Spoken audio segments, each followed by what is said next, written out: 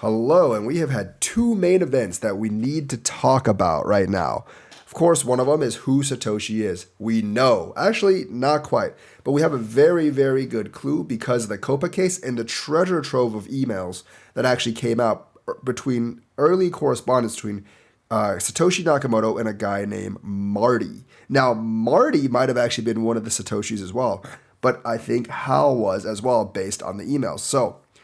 And none of those people were named Craig Wright or Elon Musk. So that can just be taken off the table right now. So essentially what happened is there was a chain of emails that was released from Bitcoin's very, very early days. One of them actually read that, Hal is not currently on the project. This is later in 2009 after Bitcoin's been released. Hal is not currently on the project, but he was instrumental and probably the main guy earlier on when his proof of work analysis was essential to making Bitcoin. And he also, defended it programmatically and did a lot of other things prior to Bitcoin's official launch. But then after launch, a little while later, he was no longer that much a part of it. And I guess this guy became the main guy after that. And then a little while later, the guy that's writing the email to Marty basically said, hey, thanks for taking over for Bitcoin for a while I was on break. Now I'm going to be back and assume my role. So even though this guy might have been consistent, Satoshi Nakamoto, it might have been consistent in Bitcoin's history, he might have not been the main player across the entire stage of Bitcoin. So it seems like really early on pre-launch, it was actually Hal Finney. Because, his proof of work contributions were very, very pivotal to Bitcoin, and he defended the code pre-release, and he did a lot of other things. Seems like he was the main character pre-launch.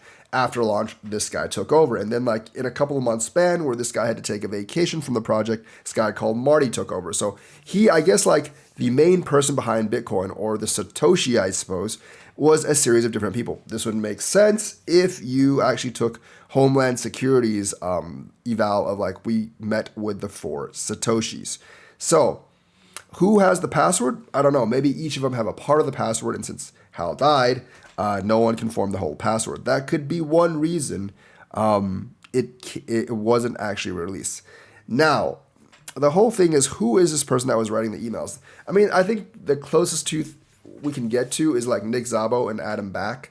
I kept on seeing before that the supposed other Satoshi emails had a British accent to them. After reading these excerpts of emails, there wasn't any British accent to them. But that doesn't mean it can't be Adam Back, because they're great English and both Szabo and Back are good at English. So there's really no distinction there.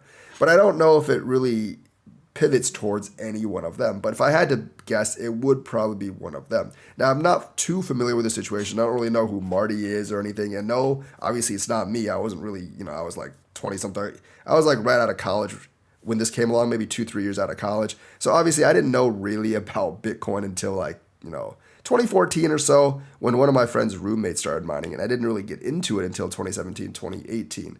So obviously, I didn't have anything to do with it myself, so I didn't have any close connection, so I don't know personally. But it also doesn't really seem to be a lot of people's rumors, whether it was Jed McCaleb, David Schwartz, Elon Musk, or the self-proclaimed Craig Wright, which I don't think anyone actually believes that. And his trial just isn't going very well right now. He's basically been forging all his own evidence. I'm not really sure why he's not in jail at this point. And basically, when people ask him to sign, he's like, I'm not going to sign, because if I sign it, you'll just say I stole the keys. In fact, instead, I'm going to show you this partially forged white paper I have, or partially forged document I have, which they kind of proved was partially forged. So that completely got thrown out the window. So for the BSV viewers and lovers, the trial honestly has not been going very well for them. And I'm pretty sure the judge is going to find that CSW is indeed full of bullcrap. And none of these emails actually sound like CSW at all. None of the people actually mentioned in these emails have any real connection to him. So he's basically in the hearts of people that already wiped him off the slate. He's even more wiped off the slate. And I think a couple of his followers have finally realized, and their tone is actually changing. They're like, they were like, oh, Craig is definitely Satoshi Nakamoto, to it doesn't really matter who Satoshi Nakamoto is, because they realize they're not going to win this lawsuit because Craig Wright sounds absolutely ridiculous right now. So that's kind of what we have. Like, we kind of know who Satoshi is, but not really. We kind of know that, like Hal and this Marty guy were very much involved with Satoshi Nakamoto, and they could have been the Satoshi or the main character behind Bitcoin in various points of time. We still do not know exactly who's writing the email, but it has to be something that's close to both Hal and Marty, especially Marty now because, especially both Hal and Marty, because like he knew like of Hal's like contributions to Bitcoin before Bitcoin was launched, and he had several communications with this guy called Marty. So you got to look for common threads. So like all the people that people have been like hypothesizing about that were Satoshi Nakamoto, probably not them. I think it kind of does ground back to like Nick Szabo and Adam Back, but we'll actually see about that. So that was very, very interesting. The other interesting thing we have to talk about is, of course, AVAX. And AVAX had some downtime, about 5 hours. Not saying that's critical for AVAX, but I'm just saying, like when Solana went down last month or like earlier this month, people made a much, much bigger deal of it. I mean, I guess that's also because Solana's gone down like 7-8 times before. But it's been about a year since Solana's actually gone down. And we'll see like if it can remain up for a huge amount of time before it goes down next time, if it goes down next time. And we'll see what Firedancer does. But anyways, Avalanche's C-Chain stopped producing blocks at last Friday at around 6:30 a.m. due to a client core code bug. Developers have learned the network resumed normal operations roughly 5 hours later. So essentially, like this was during the upgrade called the Durango upgrade. Hopefully AVAX does not do this again. The price only suffered a little bit. So now we know that like these network downtimes don't really affect price that much, which might sound dumb to a couple of people. But if enterprises aren't using your protocol and it goes down for a couple of hours, retail investors probably don't actually care all that much.